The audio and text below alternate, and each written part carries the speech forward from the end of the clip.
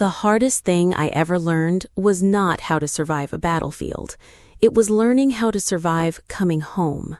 My name is Captain Aleena Walker. For 14 years, I wore the uniform of the United States Army. I spent years moving through places where every shatter could hide danger, where every decision could mean the difference between bringing my team home or writing another name on a memorial wall. But the day I returned to my hometown after my final deployment, I discovered something the battlefield never taught me. Sometimes the people standing closest to you can hurt you more than any enemy ever could. The airport was crowded that evening. Families were hugging soldiers returning home, children were holding handmade signs, parents were crying as they wrapped their arms around sons and daughters they hadn't seen in months. I stood there with my duffel bag over my shoulder, my uniform pressed perfectly, my medals hidden beneath my jacket. I waited. I thought my family would be there. My younger brother Daniel had promised me, "Aleena, when you come home, I'll be the first person you see." My mother had said the same thing. "Your father would be proud. We'll all be waiting." For 14 years, those words kept me going. During the longest nights overseas, when I was exhausted and wondering why I was still fighting, I remembered one thing: home. The place where I belonged, the place where people loved me. But after 30 minutes of standing near the airport entrance, I saw something that made my heart sink. My family wasn't late. They weren't stuck in traffic. They weren't searching for me. They simply weren't coming. I called my mother, straight to voicemail. I called Daniel, no answer. I looked down at my phone and saw one message from my brother. "Sorry, Aleena, something came up. We can't make it." That was it. No welcome home, no explanation, nothing. I stared at those 6 words for a long time, because soldiers are trained to recognize danger, but nobody trains you for the moment you realize you are no longer important to the people you fought so hard to return to. I picked up my bag and walked outside alone. The rain had started falling. I remember thinking that it was almost perfect because nobody could see whether the water on my face was rain or something else. 3 days later, I arrived at my childhood home, the same white house where I grew up, the same front porch where my father used to sit every evening after work, the same place where I once believed I would always be welcomed. But when I opened the door, I immediately felt something was wrong. The house was full of people. My mother, my brother Daniel, his wife Rachel, several family friends. They were laughing, celebrating. For a moment, I thought maybe they were planning a surprise. Maybe all the waiting was worth it. Maybe they wanted to welcome me properly. Then my mother looked at me, and the smile disappeared from her face. Oh, just one word. Not "welcome home," not "we missed you," just "oh." Daniel stood up slowly. "Aleena, you came earlier than we expected." I looked around. There were decorations everywhere. A banner hung above the living room. "Congratulations, Daniel, new business owner." I smiled slightly. "Congratulations." Nobody said anything. I looked at my mother. "You opened a business?" She nodded proudly. "Your brother worked very hard for this." I waited. I thought maybe she would say, "We were going to celebrate your return too." She didn't. Instead, she looked at my uniform. Then she looked away. "You're still wearing that." I froze. "What?" She sighed. "Aleena, you're almost 40. When are you going to start living like a normal person?" The room became quiet.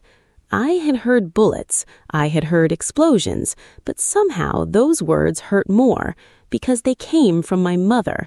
I forced a smile. "I just got back from deployment."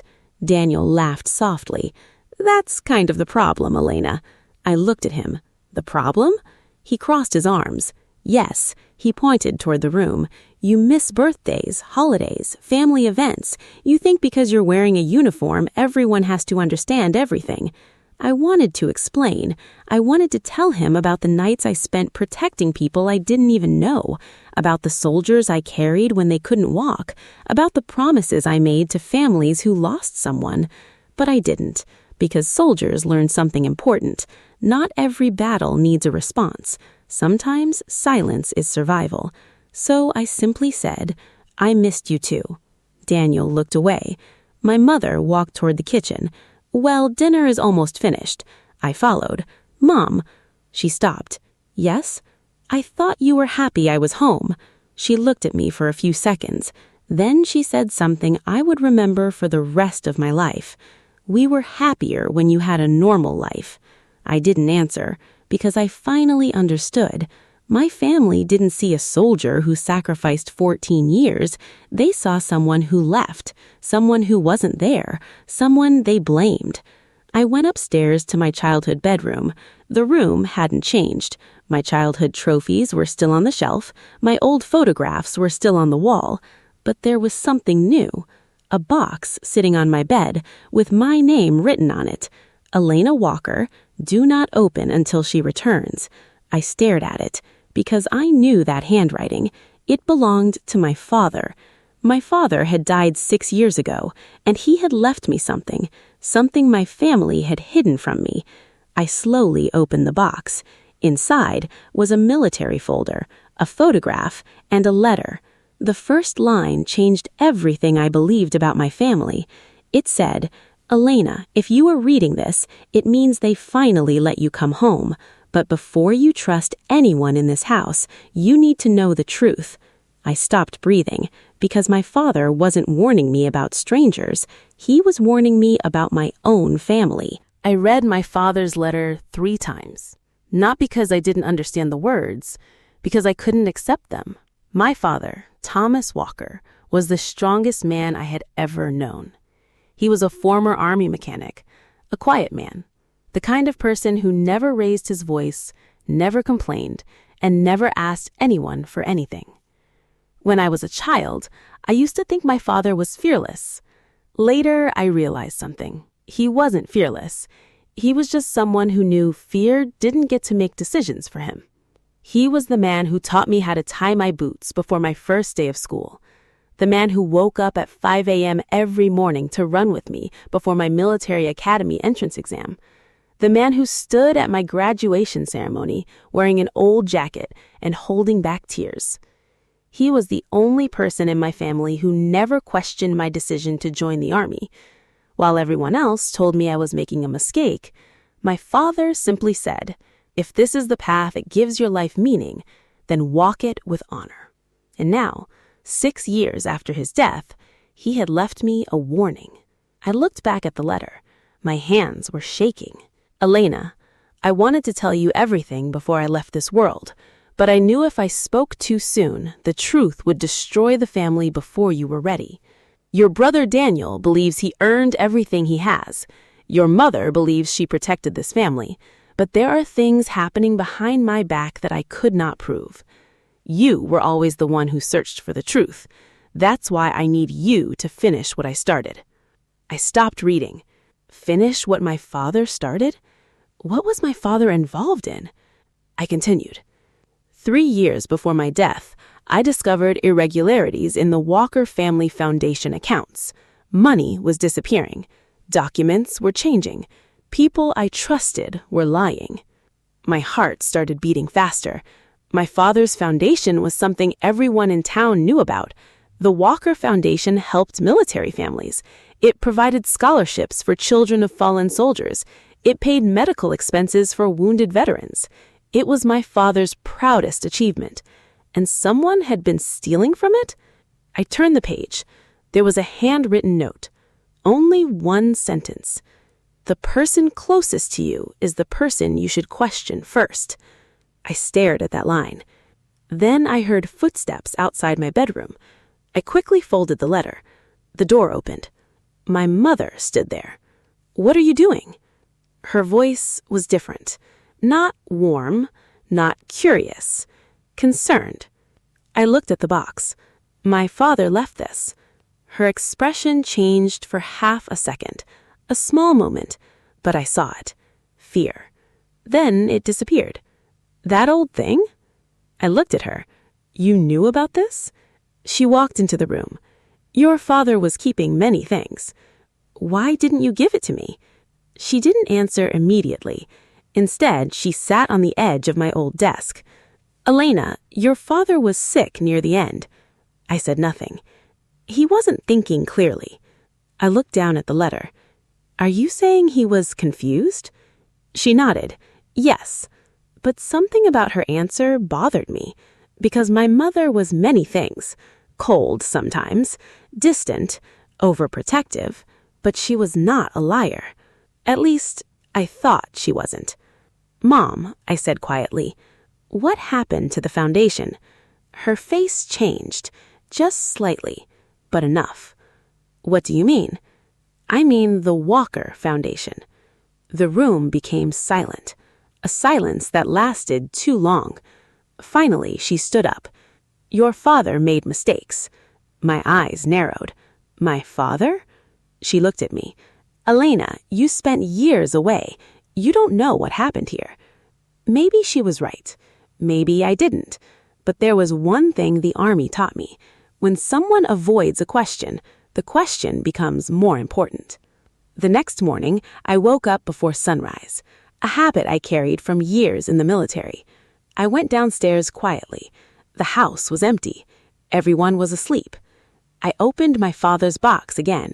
Inside, beneath the letter, was a small black flash drive.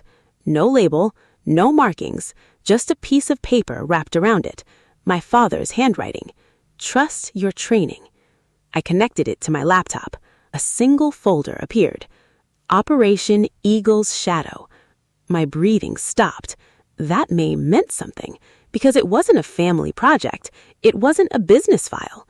It was military terminology. I opened the folder. Inside were dozens of documents, financial records, emails, photographs, and one video file, created 6 months before my father's death. I clicked play. The screen showed my father sitting in his office, older, tired, but still sharp. He looked directly into the camera. Aleena, if you're watching this, then I failed to protect you. I froze. My father continued. I discovered that someone inside our family has been using the foundation to hide illegal financial transfers. My heart sank. But that's not the worst part. He leaned closer to the camera. The money is connected to something much bigger. A folder appeared on screen. Names, companies, military contracts, private organizations. My father whispered, someone has been stealing from the people your uniform represents. I felt cold, because suddenly, this wasn't just about my family. This was about the military community I had spent my life protecting. Then, my father's final words appeared. Aleena, don't trust anyone until you find the missing account, the account that proves everything. The video ended. I sat there silently. For 14 years, I had fought enemies I could see. Now I was facing something different. An enemy hiding behind family photos, behind smiles, behind the people I loved. And then, my phone rang. I looked at the screen. It was my younger brother, Daniel. I answered. Hello? His voice was calm. Too calm. Aleena. Yes? Where did you find Dad's box? My blood turned cold, because I had never told him I found it. I slowly stood up. How do you know about the box? There was a long pause. Then Daniel said, because you were never supposed to open it. The line went silent. For 14 years, I had been trained to read people. The Army teaches you that words are only one part of communication. The pauses, the hesitation, the change in breathing, the things people avoid saying. Those are where the truth usually hides. And when my brother Daniel said, you were never supposed to open it, I heard everything he wasn't saying. Fear, panic, and guilt. I stood in my father's old study, staring at the phone in my hand. The same room where my father spent countless nights reviewing foundation documents. The same room where he recorded that final message. The same room where someone had tried to hide the truth.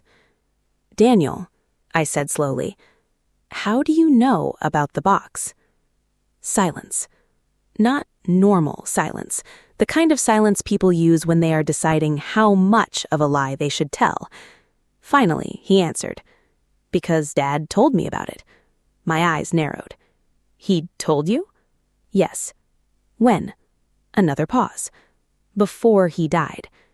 I looked at the flash drive sitting on the desk. My father's words echoed in my mind. Trust your training. I had spent years in military intelligence operations. I knew one thing.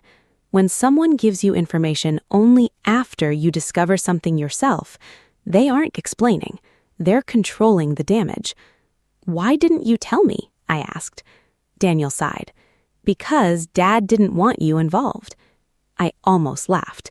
Not because it was funny, because it was unbelievable. My father didn't want me involved? Aleena. No, Daniel. My voice became sharper. My father spent his entire life telling me I was capable of handling anything. I looked at the flash drive. And now you're telling me he wanted me away from the truth? Daniel didn't answer. That was my answer. 30 minutes later, Daniel arrived at the house.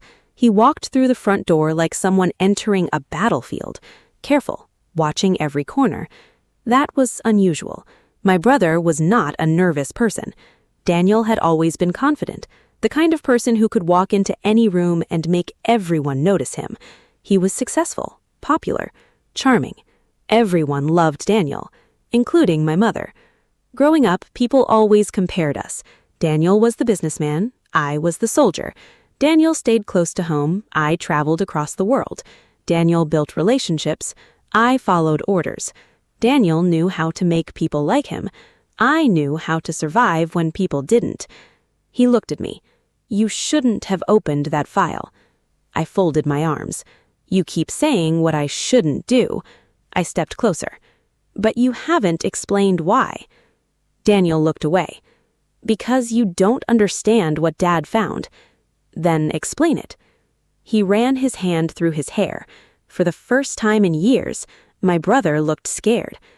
Do you remember when Dad got sick? I nodded. He started acting different. Different how? He became paranoid. I stared at him. Or maybe he discovered something real. Daniel's jaw tightened. You always did this. Did what? You assumed Dad was right. I didn't respond. Because maybe I did. But there was a reason. My father had spent his life proving himself. Daniel continued. He was obsessed with finding something that wasn't there. Something that wasn't there? I pointed toward the laptop. Then why does he have evidence? Daniel looked at the screen, and I saw it. A brief moment of recognition. He knew. He knew exactly what was on that drive. You've seen these files before, I said. His eyes moved back to me. No. Daniel, no. The second denial came faster. Too fast. A trained investigator would notice. A sister would notice even more. You know what's on there. He looked angry now. Aleena, you need to stop digging. There it was. Not concern, not advice. A warning. I picked up the flash drive. You know what I find interesting? Daniel didn't answer. 14 years in the Army. I walked around the room slowly. I've been sent into situations where people wanted information from me. Aleena, they always say the same thing. I looked directly at him. Don't ask questions. Don't look deeper. Don't trust your instincts. I held up the drive. But every time someone told me that, I paused. They were hiding something. Daniel stared at me. For a moment, neither of us spoke. Then he said something I never expected. Your last mission wasn't what you think it was. The room went completely silent. My entire body froze. Because nobody in my family knew about my last mission. Nobody. Not my mother. Not Daniel. Not even my closest friends. My final deployment was classified. The official report said I worked logistics support, supply coordination, transportation, paperwork. A boring assignment. That's what everyone believed. But the truth was different.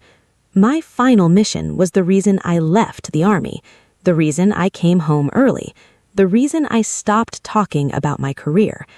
Daniel knew, and he wasn't supposed to. How do you know about my mission? He looked at me. Because Dad found out too. I felt the room spinning. What? Daniel sat down. Aleena, you think this is about money. He looked at the flash drive. It's not. I stayed silent. This started years ago. He lowered his voice. Before Dad died, he discovered that the foundation wasn't just being used for financial fraud. What was it being used for? Daniel looked toward the window. Then he said, someone was using it to move information. I stared at him. Military information? He didn't answer, but he didn't need to, because I already knew. Suddenly, a loud noise came from outside, a car door closing. Both of us stopped. Daniel looked toward the window. His face changed. What? He whispered. Someone followed me here. I moved instantly. Years of training took over. I turned off the lights, moved away from the window, checked the entrance. Daniel watched me, and for the first time in years, he wasn't seeing his sister. He was seeing the soldier, the one my family thought was too obsessed with duty, the one they thought sacrificed too much, the one they never understood. A shadow moved outside. Someone was standing near the house, watching, waiting. Daniel whispered, Aleena. I looked at him. Who is it? His answer was barely audible, but it changed everything. It's the reason Dad died. The words stayed in the air. It's the reason Dad died. For a few seconds, I forgot how to breathe. Not because I was afraid. Fear was something I understood.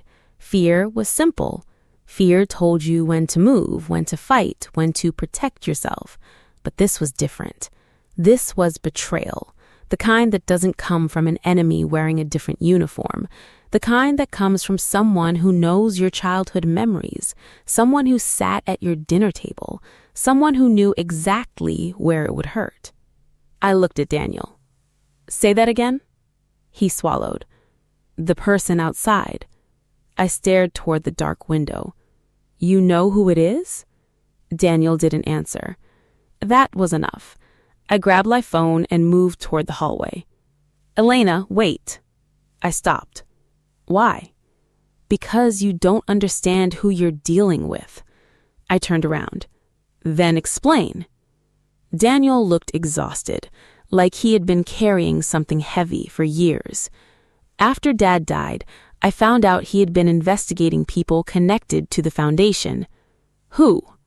He hesitated, then said, people with influence. I waited. He continued. Business owners, government contractors, former military officials. My eyes narrowed. And you knew this? He said.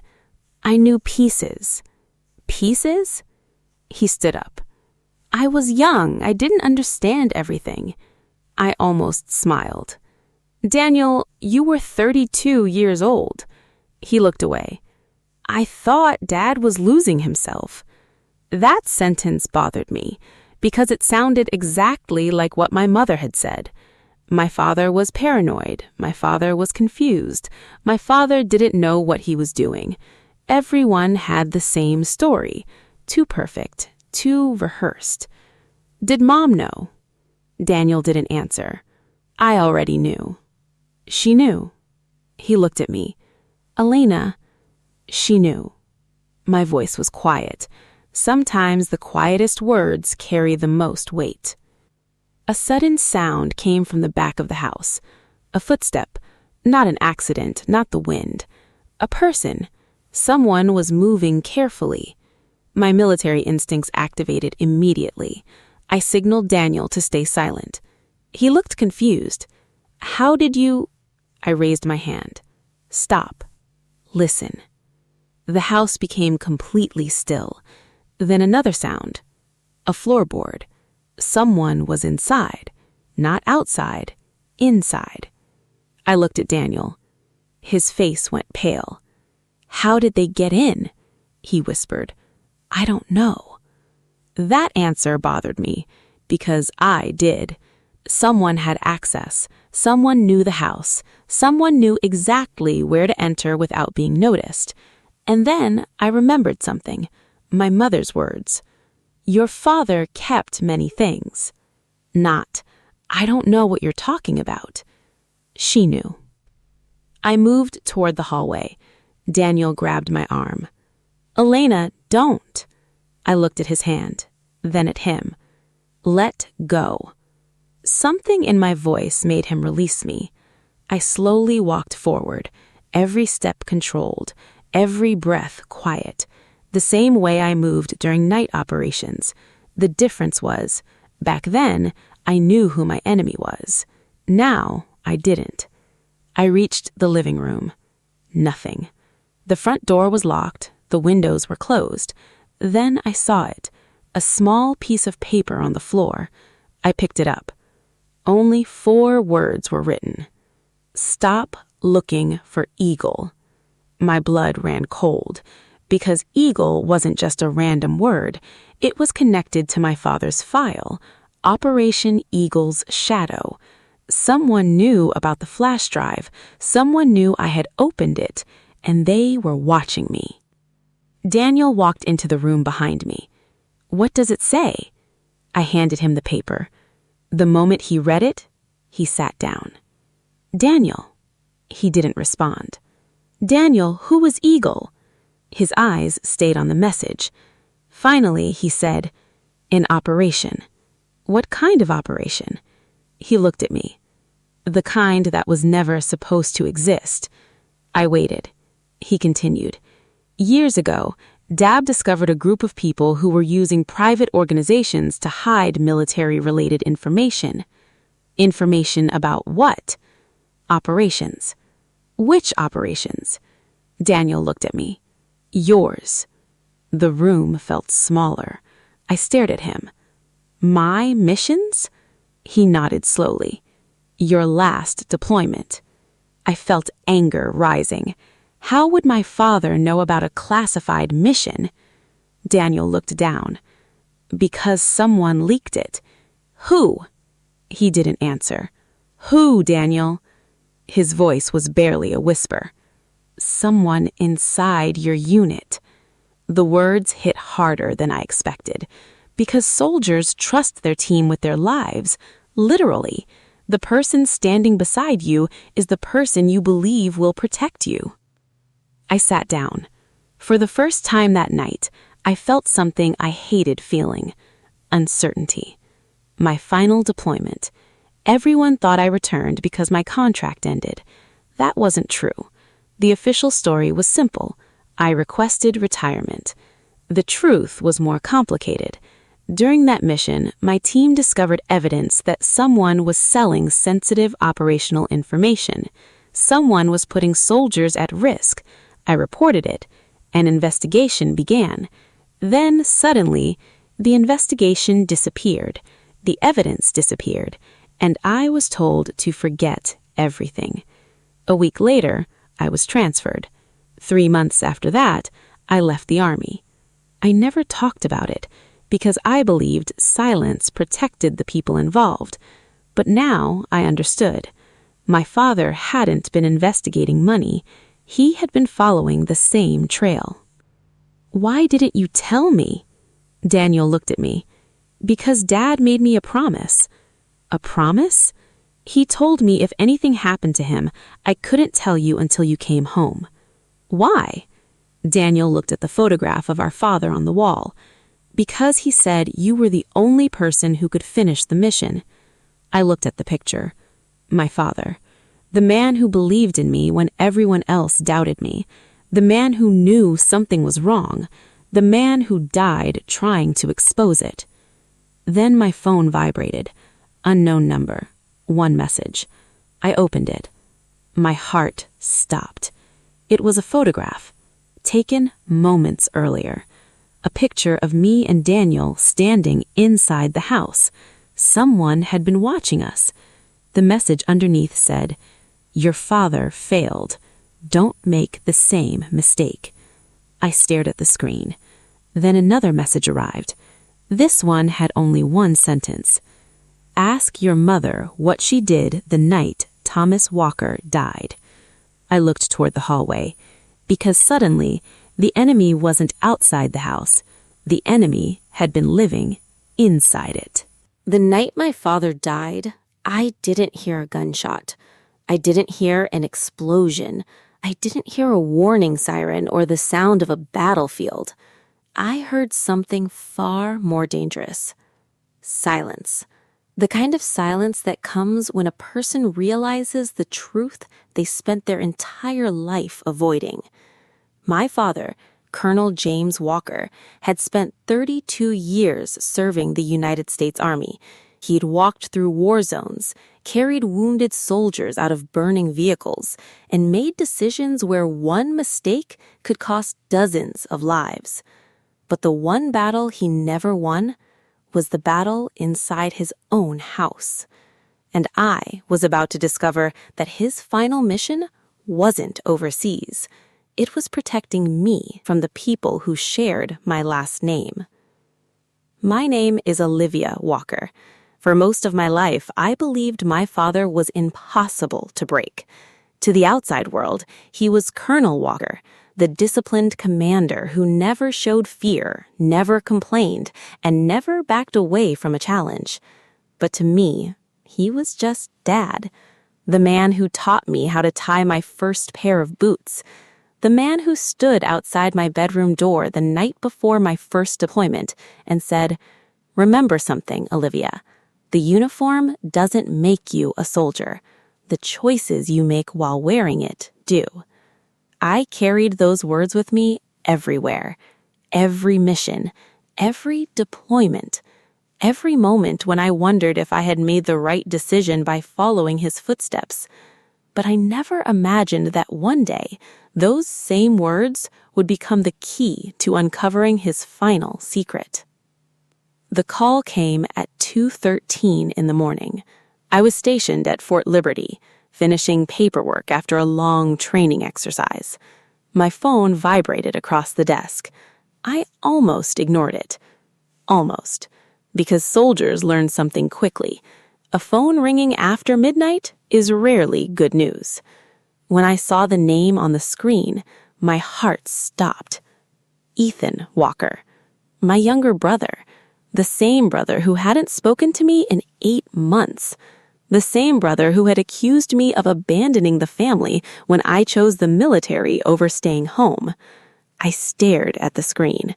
Part of me wanted to let it ring. Part of me remembered he was still my little brother. I answered. "Olivia?" His voice was different. Not angry, not cold. Broken. "What happened?" I asked. There was a long pause. Then he said the words that changed everything. "Dad is gone." For a moment, I couldn't process it. My brain rejected the sentence. My father had survived combat. He had survived 3 deployments. He had survived a helicopter crash that should have killed him. He survived everything, except whatever happened that night. "How?" I whispered. Ethan didn't answer immediately, and that silence told me something was wrong.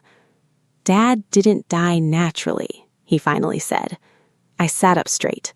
"What do you mean?" "I mean, before he died, he was scared."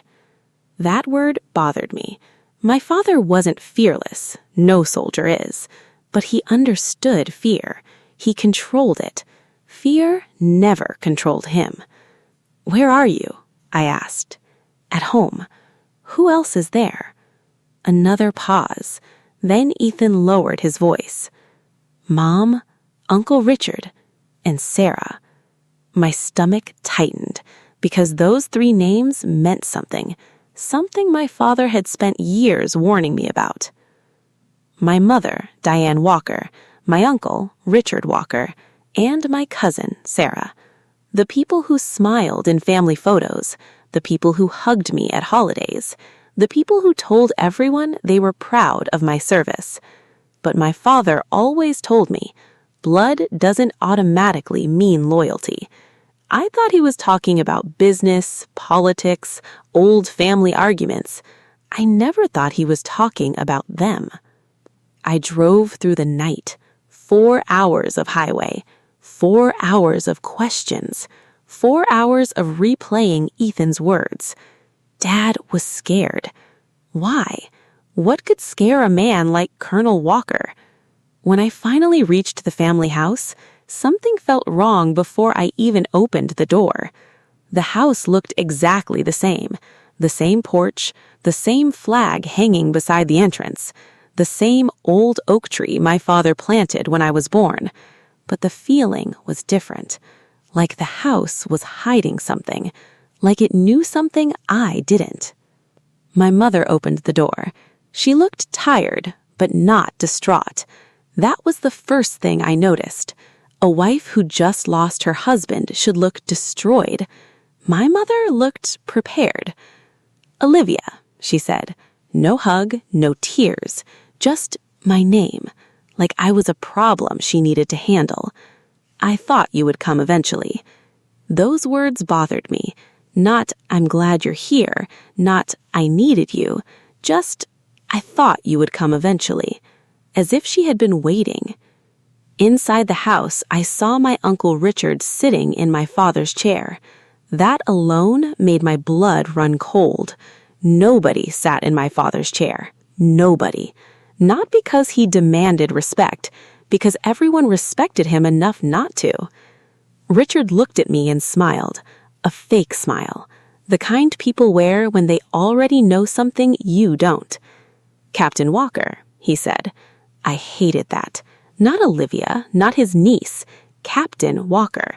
Like he was reminding me of the uniform, like he wanted me to remember who I was. "I heard you were coming." I heard Dad was afraid before he died. The room went quiet, too quiet. My mother's expression changed, only for a second, but I saw it. Fear, real fear. That was the moment I knew. My father's death wasn't just a tragedy, it was a mission, and somehow he'd left me the final assignment. The question was, why? Why would my father hide something from me after death instead of telling me while he was alive? Then Ethan walked into the room, and he was holding something. Something wrapped in an old military jacket. My father's jacket, the one he wore during his last deployment. "Olivia," Ethan said quietly, "Dad left this for you." I looked at my mother, then Richard. Neither of them moved, neither of them spoke, and that confirmed my worst fear. They knew. They had known all along. Ethan placed the jacket on the table. Inside was a small black notebook. No title, no markings, only one sentence written on the first page, in my father's handwriting. My hands started shaking as I read it. "Olivia, if you're reading this, it means I failed to protect you." I stopped breathing, because my father had never written those words before, not once in my entire life. I turned the page, and the next sentence changed everything. "The person who betrayed me is someone you call family." The first thing I felt was anger. Not sadness, not confusion, anger, because my father had spent his entire life teaching me that soldiers protect their families by telling them the truth. And now, after his death, I was holding proof that he had been hiding one. I stared at the notebook in my hands. My father's handwriting covered the pages. The same handwriting that had signed my first military recommendation, the same handwriting that had written letters to me during my deployments. But this time, the words weren't encouragement, they were warnings. I looked up at my family. My mother was standing near the fireplace. My Uncle Richard was still sitting in my father's chair. And Ethan looked like he had been carrying this secret alone for months. "What is this?" I asked. Nobody answered. I closed the notebook. "Who knows about this?" Richard stood slowly. "Olivia, your father wasn't himself near the end." I turned toward him. That sentence bothered me immediately, because people always use those words when they want to make someone look unreliable. He wasn't himself? I stepped closer. Are you saying my father was confused? Richard sighed. I'm saying grief and stress can change people. I looked at him. Funny. He frowned. What? Because you never questioned his judgment when he was signing documents that benefited you. The room went silent. Richard's face changed, only slightly, but enough. A soldier learns to notice small reactions, a nervous hand, a change in breathing, a person avoiding eye contact. Those details tell the truth before words do. I opened the notebook again. The first pages were dates, meetings, names, financial records, military references. My father had been investigating something, not as a hobby, not as a retired officer, as a mission. At the top of one page, he had written, Operation Sentinel, Internal Threat Assessment. My heart stopped. Operation names were something I understood. My father wasn't collecting information. He was building a case. I flipped through more pages. There were copies of bank transfers, property documents, emails, and one name appeared again and again. Richard Walker. My uncle. The man sitting 10 feet away from me. The man who had hugged me after every deployment. The man who told everyone he loved my father like a brother. My hands tightened around the notebook. No. The word escaped my mouth. Not because I didn't believe it, because I didn't want to. My father had always taught me something. Never accuse someone without evidence, but never ignore evidence because you love someone. I hated those words in that moment, because now I understood why he said them. I turned another page, and there it was, a photograph, an old photograph from 5 years earlier. My father, Richard, and a man I didn't know. The caption underneath said, The First Breach. I looked at Ethan. Who is this? My brother looked away. You know him. I don't. You do. His voice became quieter. Dad mentioned him before. I searched my memory. Then it hit me. A name from years ago. A name my father had spoken only once. Marcus Hale. Marcus Hale had been my father's closest friend during his early military career. They served together, trusted each other, saved each other's lives, until one mission went wrong. Marcus left the military under suspicious circumstances. My father never explained why. He only said, Some people don't leave the battlefield. They just find a different one. At the time, I thought it was just one of his military sayings. Now, I wasn't so sure. I looked at the notebook again. Near the bottom of the page, my father had written, Richard did not act alone. My blood went cold, because betrayal from one family member was painful, but betrayal involving a network, that was something else. That was a war. Suddenly, the lights went out. The entire house went dark. Everyone froze. A storm had started outside. Rain hit the windows like bullets. Stay here, I said. My military instincts took over. Everyone looked at me differently, because for the first time that night, they remembered something. I wasn't just their daughter. I wasn't just their niece. I was Captain Olivia Walker. I moved through the hallway carefully. The house was silent, too silent. Then I heard it, a sound from my father's office, a drawer opening. Someone was inside. I reached the door. My hand moved toward the light switch.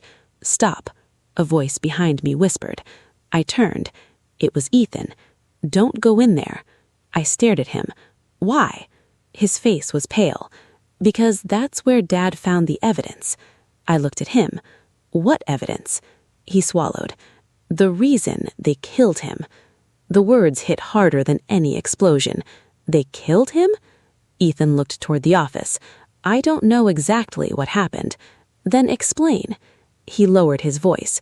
3 days before Dad died, he told me someone inside the family was trying to erase everything he discovered. I stepped closer. And you didn't tell me? His eyes filled with regret. I tried. No, Ethan. My voice became colder. You stayed silent. I was scared. Of who? He didn't answer. He didn't need to. The office door slowly opened. Nobody touched it. The wind pushed it. Inside, everything looked normal. My father's desk, his books, his medals, his old military photographs. But something was different. The room had been searched. Someone had gone through everything. Drawers were open, files were missing. The bookshelf was disturbed. Someone wasn't looking for money. They were looking for information. I walked to the desk. My father's old military compass sat there. I picked it up, and underneath it was a small envelope.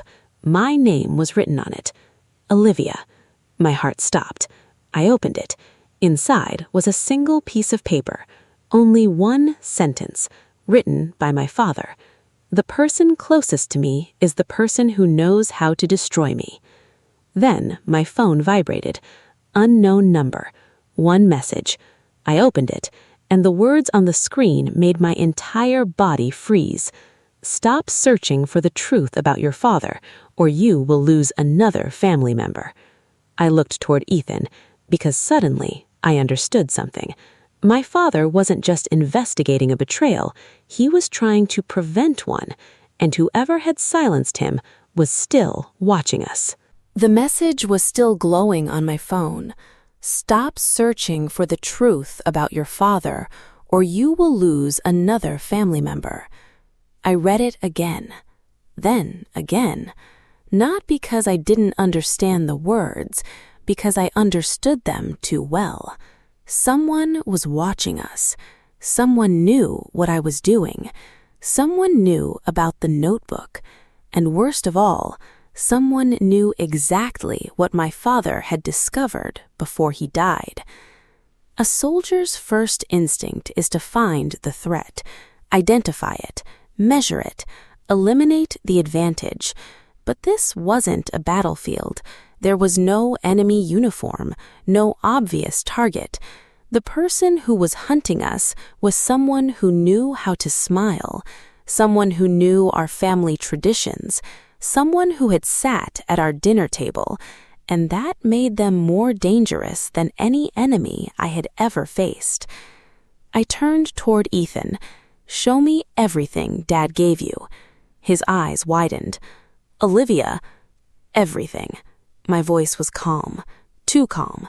The same voice I used before missions, the voice my soldiers recognized, the voice that meant I had already made a decision. Ethan looked down, then slowly nodded. I didn't want you involved. I stared at him. You don't get to decide that anymore. 10 minutes later, we were in the basement, the one place my father always kept locked. Growing up, I thought it was just because he stored military equipment there. Old uniforms, awards, memories. I never imagined it was where he kept the truth. Ethan entered a code on the keypad. I looked at him. You knew the code? He hesitated. Dad gave it to me. That hurt more than I expected. Not because he trusted Ethan, because he didn't trust me. At least, that's what I thought. The door opened. Inside was not a storage room. It was an intelligence archive. Files, hard drives, photographs, maps. Everything organized perfectly, just like my father's military office.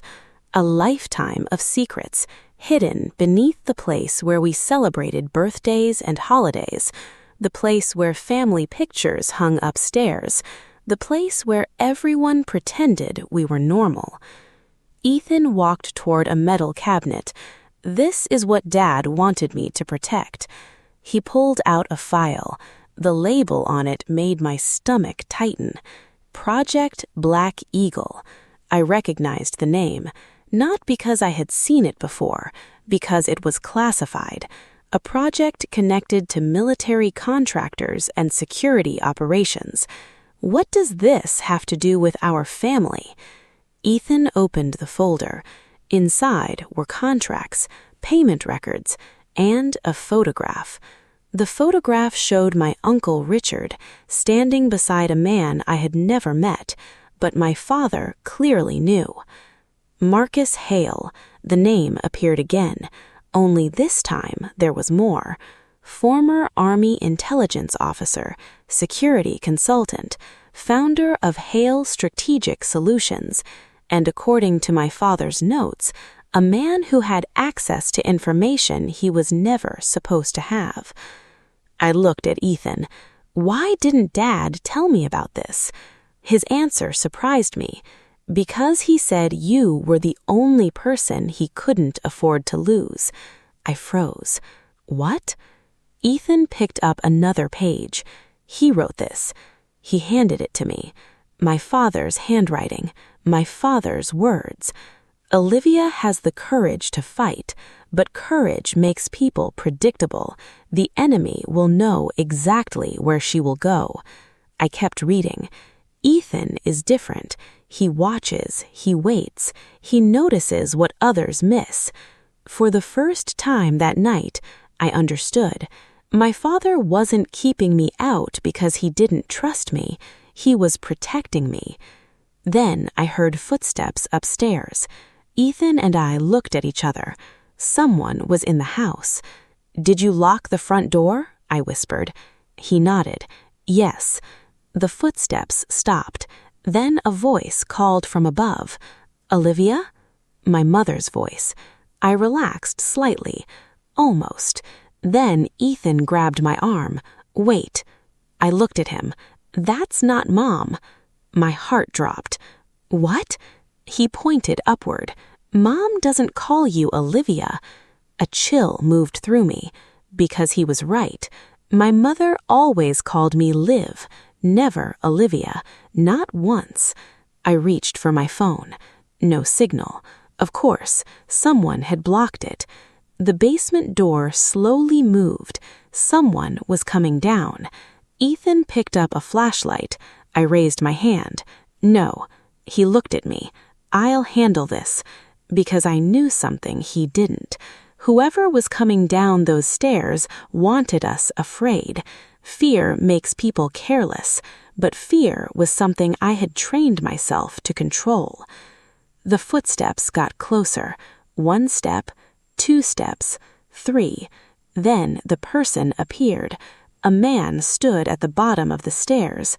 Older, gray hair, calm expression, no weapon, no mask, no reason to look dangerous, and that was exactly why he was dangerous, because I knew him. Everyone in our family knew him. The man who had attended my father's funeral, the man who hugged my mother, the man who told everyone he was devastated by the Colonel Walker's death. Marcus Hale. Nobody spoke. For several seconds, the only sound was the storm outside. Marcus looked at the files on the table, then at me, then at Ethan. "You shouldn't have opened that room." I stepped forward. "Why?" His eyes moved to the notebook in my hand. "Because your father spent the last year of his life trying to keep you away from this." "You mean trying to hide the truth?" Marcus didn't answer. "You knew what my father discovered." Silence. "You knew who betrayed him." Still silence. Then he said something I never expected. "I know who killed your father." The room went completely still. Ethan looked shocked.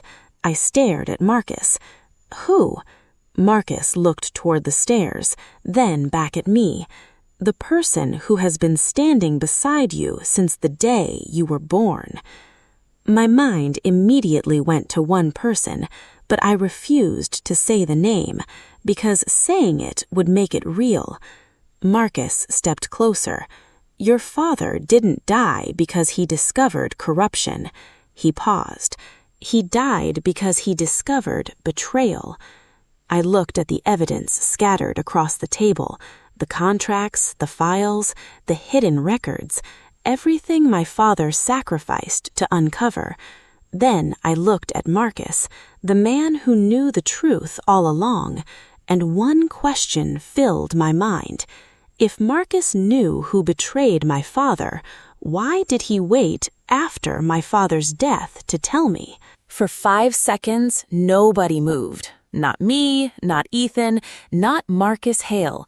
The storm outside became louder, but inside that basement, the silence was heavier than thunder. Because every person in that room understood the same thing. My father's death was not an accident. It was not a natural ending to a long life. It was the final move in a war he had been fighting alone. And now, I was standing in the middle of it. I looked at Marcus, the man my father once called a brother, the man who had shared missions with him, the man who had stood beside my family at the funeral. "You said you know who killed my father?" My voice was steady, but inside, everything was shaking. "Then tell me." Marcus didn't answer immediately. Instead, he walked toward the old wooden table and placed something on it. A small military identification card. My father's. The one he carried during his final years. I stared at it. "Where did you get that?" Marcus looked down. "Your father gave it to me 3 days before he died." I froze. "That's impossible." Marcus looked at me. "No, Olivia." His voice was filled with regret. "What's impossible is that you still believe your father died peacefully." I felt anger rising. "You were there?" Marcus didn't deny it. "Yes." Ethan stepped forward. "You were with him the night he died?" Marcus looked at him. "Yes." My brother's expression changed, a mixture of shock and betrayal. "Then why didn't you tell us?" Marcus looked away. "Because your father made me promise." I laughed once, not because it was funny, because it was unbelievable. My father was dying, and he made you promise to hide the truth from his children? Marcus's eyes met mine. He wasn't trying to hide the truth from you. He pointed at the notebook. He was trying to make sure the truth reached you at the right time. I opened my father's notebook again. Near the final pages, I noticed something I had missed. A small symbol, a circle with 3 lines through it. "What is this?" Marcus became serious. "That is your father's warning mark." "Warning against what?" Marcus took a breath.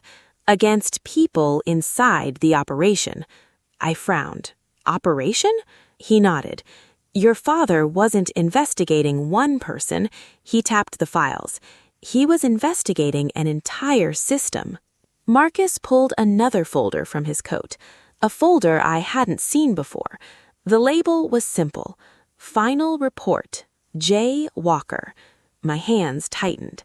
"You had this the whole time?" Marcus nodded. "I did." "Why?" "Because your father told me not to open it unless you found the basement." I stared at him. "You expected me to find this?" "No."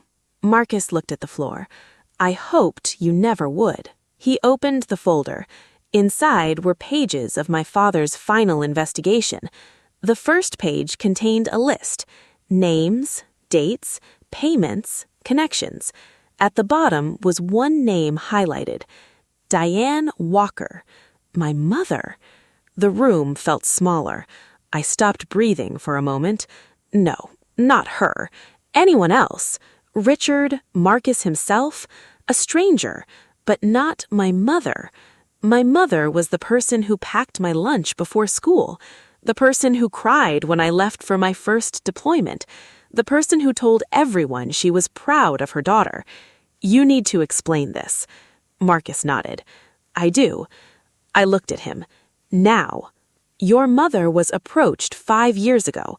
"By who?" "Richard." "Why?" "Because Richard needed access." "Access to what?" Marcus looked at the documents. "Your father's military pension records, investment accounts, family assets." I shook my head. "My mother would never do that." Marcus didn't argue. He simply said, "That's what your father believed too." The sentence hit me. "What do you mean?" Marcus looked at the notebook. "Your father spent months trying to prove your mother was involved." My heart sank. "And?" "He discovered she wasn't the person he thought she was." I stared at him. "She betrayed him?" Marcus shook his head. "No." A pause. She was protecting him. I felt completely lost. What? Marcus continued. Your mother knew Richard was dangerous. Then why didn't she stay quiet? Because Richard threatened your family. My eyes moved toward Ethan. Marcus nodded. Not just you. Ethan? Both of you. Suddenly, everything changed. The arguments, the distance, the strange behavior, the way my mother pushed me away after deployments. I always thought she was angry. Maybe she was afraid. Marcus handed me another document, a letter, my father's handwriting, but this time it wasn't a report. It was personal. Diane, if anything happens to me, protect Olivia and Ethan. Do not trust Richard. Do not let him know I found the evidence. My hands trembled. My father knew. He knew his own brother was dangerous.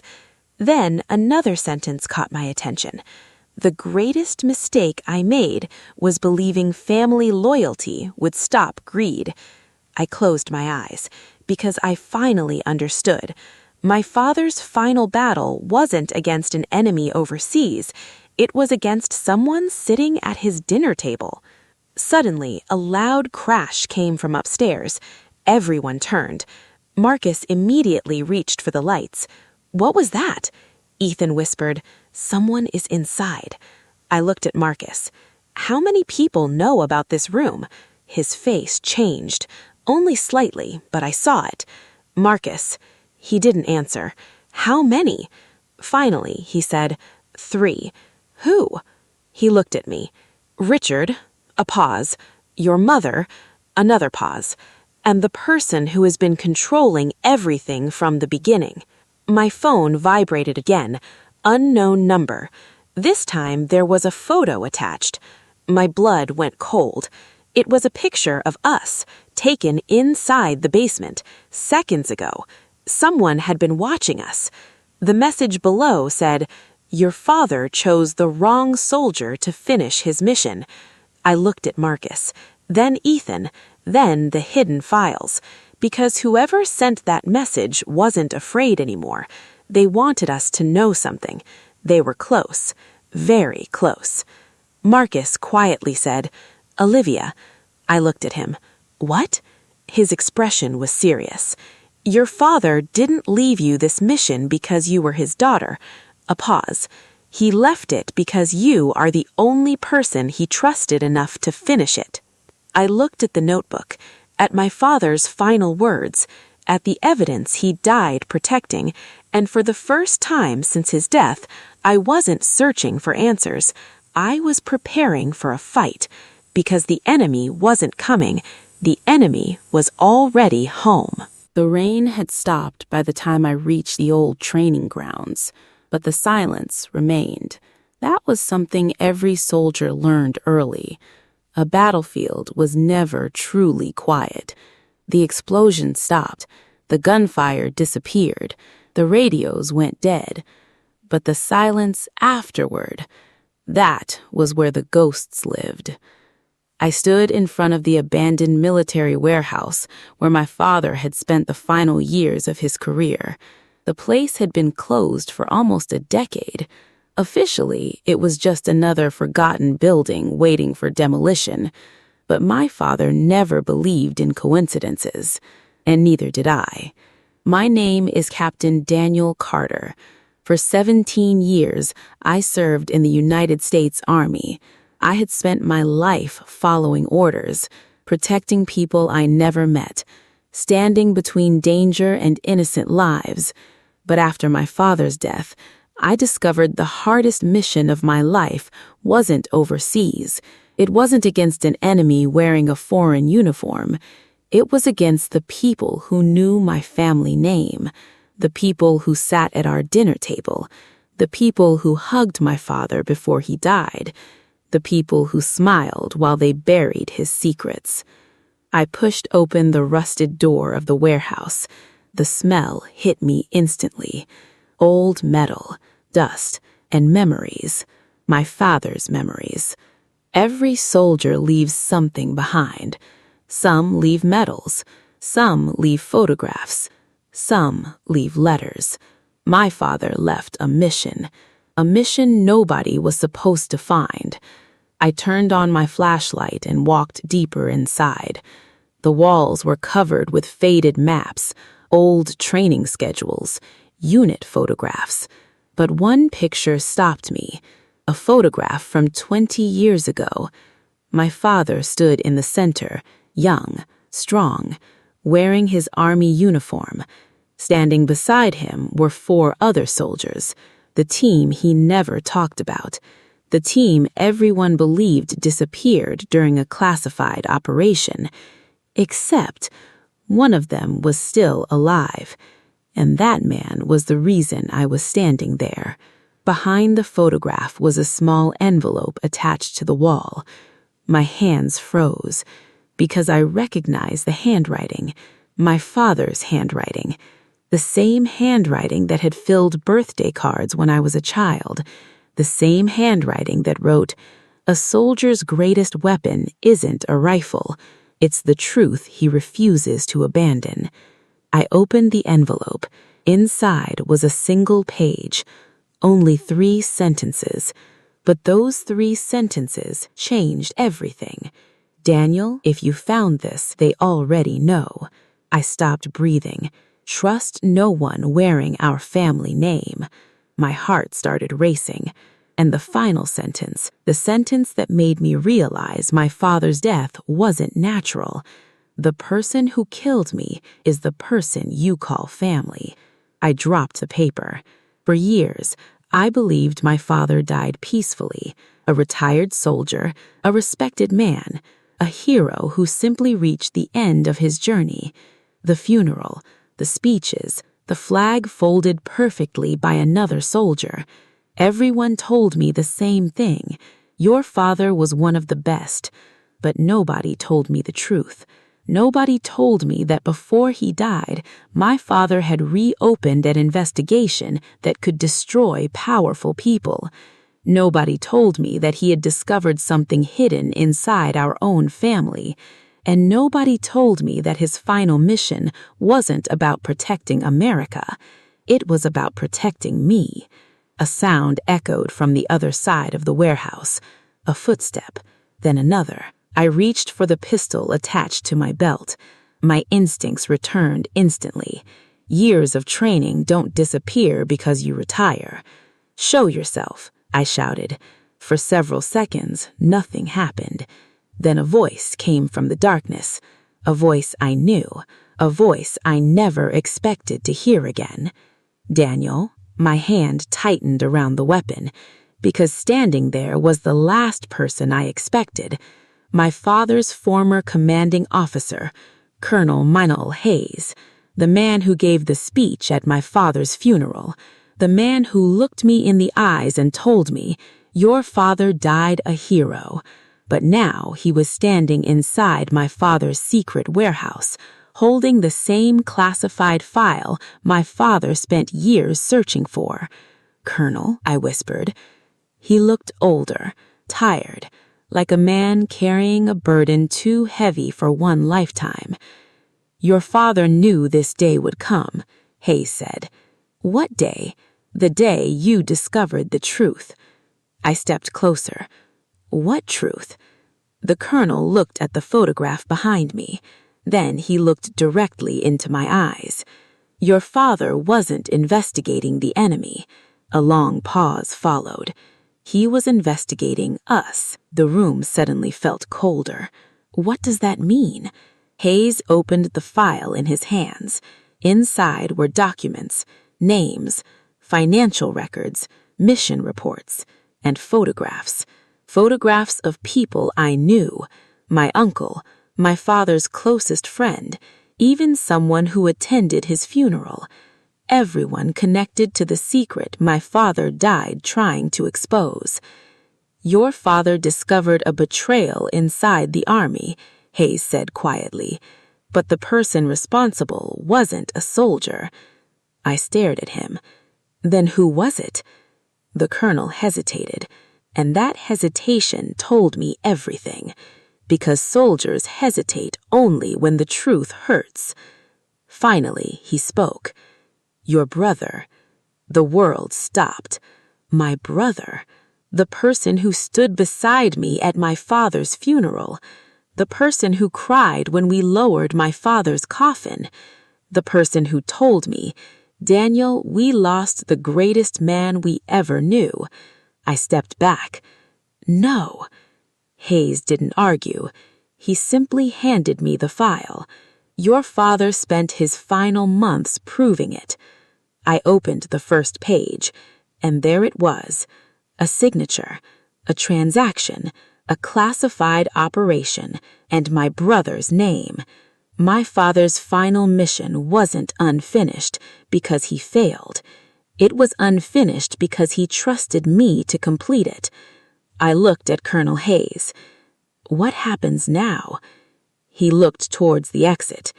Now, Daniel, you decide what kind of soldier you really are. I closed the file. Outside, thunder rolled across the sky. For the first time in my life, I wasn't following orders. I wasn't defending a country. I wasn't fighting an enemy overseas. I was fighting for the truth my father died protecting. And I knew one thing. The hardest battle of my life had just begun. Because the enemy wasn't coming. The enemy was already home. I used to believe that death was the end of a soldier's mission. That when the final salute was given, when the flag was folded, and when the last gunshot echoed across the cemetery, the battle was over. I was wrong. Because some soldiers don't leave behind orders. They leave behind unfinished battles. And my father had left me his final one. I sat inside the abandoned warehouse for almost an hour without saying a word. The file Colonel Hayes gave me was sitting on the table between us, a simple black folder. No markings, no classification stamp, no warning label. But inside that folder was something more dangerous than any weapon I had ever carried. The truth. My entire life had been built on one belief. My father was a hero. Now, I was discovering that being a hero meant something different. Heroes weren't people who never made mistakes. Heroes were people who were willing to face the truth, even when it destroyed everything they loved. I opened the first document again. My brother's name stared back at me. Jonathan Carter, my younger brother, the person who shared my childhood, the person who taught me how to ride a bicycle, the person who sat beside me after our mother died and promised me, "We'll always protect this family." I remembered those words, and now they felt like a lie. "You're still trying to convince yourself it's not true," Colonel Hayes said. I looked up. "You knew?" The colonel remained silent. That silence answered my question. "You knew my brother was involved?" "I knew your father suspected him." "Suspected?" I slammed the folder onto the table. "My father died because of this, and you knew?" Hayes didn't move. Because soldiers understand something civilians often don't. Sometimes the truth arrives too late. "Your father didn't want you involved," Hayes said. "He wanted to protect me. He wanted to give you a normal life." I laughed, a bitter laugh. Normal? I looked around the warehouse. My father left me a secret mission, a family betrayal, and evidence that my own brother might be responsible. I pointed at the file. "This isn't normal." Hayes lowered his eyes. "No, it isn't." The documents revealed something my father had spent years uncovering. A private security company had been stealing military technology through fake contracts. Millions of dollars disappeared. Equipment vanished. Sensitive information was sold. At first, everyone believed it was an outside operation, an outside threat, a foreign intelligence network. But my father discovered something different. The operation wasn't controlled from outside. It was controlled from inside. People with access, people with authority, people trusted by everyone. And one name kept appearing: Jonathan Carter, my brother. But something didn't make sense. Jonathan wasn't military. He wasn't a soldier. He didn't have access to classified information. So how could he be involved? I turned another page. Then I saw it. A photograph. My brother standing beside a man I recognized immediately. My uncle, Robert Carter, my father's older brother, the same man who stood at my father's funeral, the same man who hugged me and said, "Your father would be proud of you." My hands tightened around the photograph. My uncle? Hayes nodded. Your father discovered the operation started with him. The room became silent. For years, my uncle had been the person everyone respected, successful businessman, family protector, the man who helped us after my mother's death. But behind that image was something darker. He used Jonathan, Hayes explained. What? Your brother wasn't the mastermind. I looked at him. Then what was he? Hayes took a deep breath. A pawn. That word changed everything. Because betrayal hurts differently when you realize the person who hurt you was also being used. My brother wasn't innocent, but he wasn't the monster I thought he was. He'd made choices, bad choices, dangerous choices, but someone had guided him toward them.